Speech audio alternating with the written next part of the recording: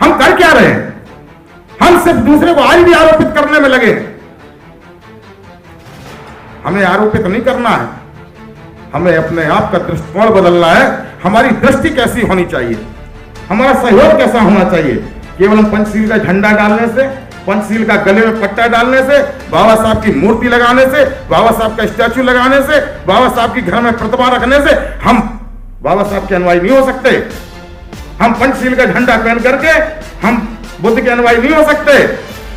आपके महापुरुष 600 वर्ष साल पहले, 2500 साल पहले एक सामाजिक क्रांति के सामने ढिगुल बजाते हैं, पूरी देश से इस व्यवस्था से टकराते हैं, और आप अपने आप को कहां खड़ा पाते हैं? आज भी आप अपनी बात को फिल्मिक तौर से नहीं कह पाते हैं।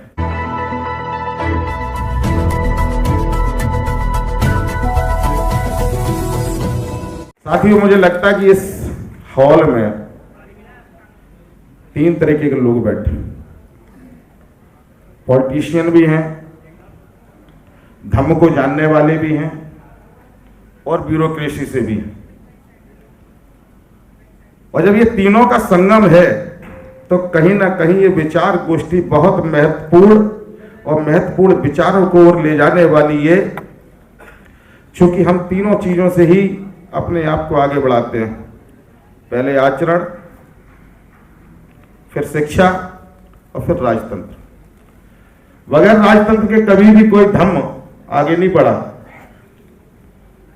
क्योंकि बुद्ध का भी धर्म तब आगे बढ़ा जब कोलीय, कपिल, मलय, वज्जी, अशोक जैसे सम्राटों ने इस व्यवस्था को आगे बढ़ाने का काम किया। तो पूरे हिंदुस्तान में नहीं बल्कि भारत का एक बहुत बड़ी परिकल्पना के साथ तथागत बुद्ध का धर्म को प्रचालित और प्रचलन लाया गया, जिससे मानवतावादी व्यवस्था पैदा हुई।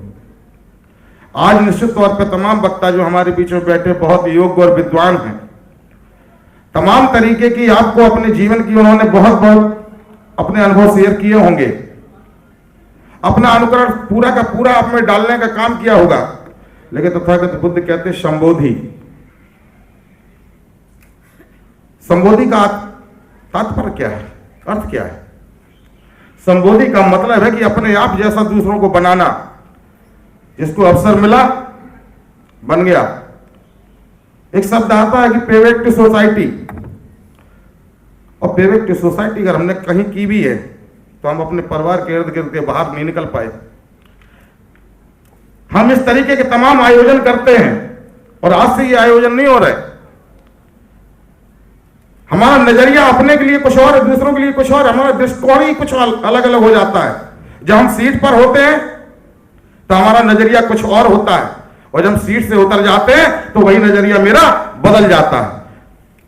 अभी हमारे साहब ने कहा कि जितने लोग यहां बैठे जो सक्सेसफुल अपने आप को आज कहते हैं, वो सक्सेसफुल अगर है तो वो जाति प्रमाण पत्र की बदौलत है। अगर वो जाति प्रमाण पत्र ना बनाया होता तो आज भी हम सब के सब अनसक्सेसफुल होते।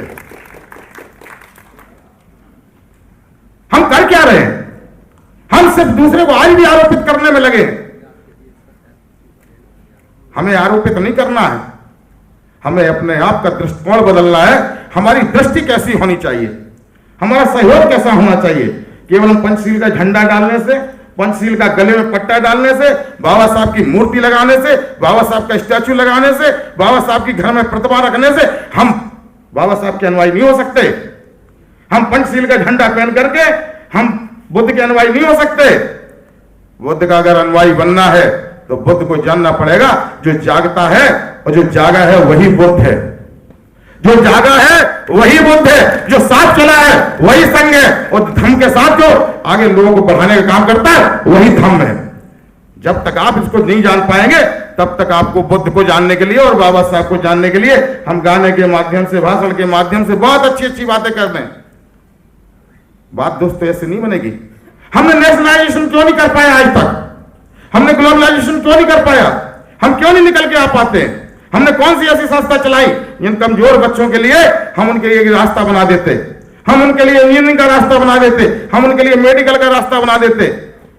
हम केवल आज भी वहां खड़े थे, हम वहीं के वहीं खड़े हैं। जब हम जिस सीट पर आ जाते हैं, चाहे वो ब्यूरोक्रेसी हो चाहे वो पॉलिटिशियन हो, कहीं ना कहीं आकर के हम बाबा साहब की विचारधारा को लेकर के, अपने महापुरुषों की विचारधारा को लेकर के अपने आप को तो आगे बढ़ाने में लग जाते हैं, और लेकिन जब वक्त आता है पे सोसाइटी का, वहीं कहीं ना कहीं अपने आप को दूर करने का साथियों काम कर लेते हैं। इसलिए आप सब लोग बहुत बहुत बहुत यहाँ पर बहुत विद्वान लोग बैठे, प्रबुद्ध लोग बैठे हैं।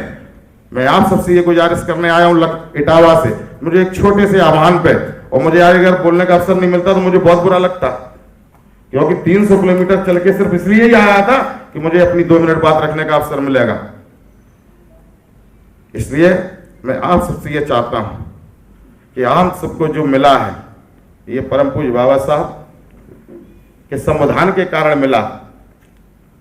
निश्चित तौर पे हमारे सामने और आपके सामने, दोनों के सामने बड़ी कठिनाइयों का सामना जरूर करना पड़ता होगा, लेकिन जो बातें 2500 साल पहले तथागत बुद्ध ने कही, एक वाल्मीकि समाज के व्यक्ति को अपना भिक्षु बना करके उन्होंने एक सामाजिक विरोध कर दिया, वही बातें संत रविदास ने 700 वर्ष पहले कही, 600 वर्ष पहले संत कबीर ने कही, दादू ने कही, नानक ने कही। आप कहां खड़े हो? मुझे सिर्फ इतना ही संदेश देना था कि आप कहां खड़े हो। आपके महापुरुष 600 वर्ष साल पहले, 2500 साल पहले एक सामाजिक क्रांति के सामने बिगुल बजाते हैं, पूरी देश से इस व्यवस्था से टकराते हैं, और आप अपने आप को कहां खड़ा पाते हैं? आज भी आप अपनी बात को फिल्मिक तौर से नहीं कह पाते हैं। शायद ये साहब बैठे साहब भी हमसे बड़ा गुस्सा हो लेते थे, जब हमें साहब सिखा रहे थे तो कभी कभी बहुत डांट खाई है साहब की। जब व्यक्ति अपनी बात को, अपने सिद्धांत को, अपने दृष्टिकोण को, जब दृष्टिकोण बदलता है तो इंसान बदलता है, और जब दृष्टिकोण बदलता है तो ये परिवर्तन आ सकता है, बशर्ते हम सब मिलकर के एक नेशनलाइजेशन काम करें, ग्लोबलाइजेशन काम करें, और जब भी ये कार्यक्रम हो, ऐसे कार्यक्रम हो, तो हम सबकी भूमिका हो, हम सबकी सहभागिता हो, एक निश्चित प्रोग्राम बनाया जाए, प्रोग्राम पर हम लोग आमंत्रित किए जाएं, उनके विषय हों, वस्तु हों, कौन आदमी क्या करेगा, और एक निश्चित तौर पे कभी आप देख रहे हैं एक संस्था ऐसी भी बनाई जा सकती है कि हम लोग एक नेशनलाइज फंड यूज नहीं, फंड भी तो बना सकते हैं। अगर हम ये कोशिश करें कि हम एक बैंकिंग के क्षेत्र में हम एक नेशनल फंड भी तो तैयार कर सकते हैं, जैसे हम चाहे दलित आपात कोष कह लें, कि जहां हमारा बच्चा कहीं कोई दिक्कत में आ रहा तो हम उसकी मदद कर सकें। और जब तक इस तरीके का हम लोग नहीं कर रहे, कहीं ना कहीं ये भाषण और ये विचार देने और आदान प्रदान करने का कि तुम बदल जाओ हम बदल जाए, तुम बदल जाओ हम बदल जाए, ये परिवर्तन आने वाले बहुत जल्दी नहीं है। ये परिवर्तन के लिए हम सबको बहुत गहरे मन से इस पे चिंतन भी करना पड़ेगा, मंथन भी करना पड़ेगा, और अपने मन को तोड़ना भी पड़ेगा। जब तक हम इसमें लगे रहेंगे हम बहुत सीनियर हैं। देखिए दुनिया में हर आदमी की जरूरत है, अगर किसान ना हो तो क्या मेरा पेट भरेगा? किसान की भी जरूरत है। पशुपालक ना हो तो हमें दूध कहां से मिलेगा? हमें उसकी भी जरूरत है। जरूरत इस चक्र में सबकी है। हम सबको जब जरूरत एक सूत्र में बंधे होंगे, और जब मन से, बुद्धि से और संग से जब हम काम करेंगे, निश्चित तौर पे हमारी जो विचारधारा है, हमारा जो संकल्प है, हमारी जो व्यवस्था है, एक कदम निश्चित हम समाज की ओर चलाएंगे, चलाएंगे।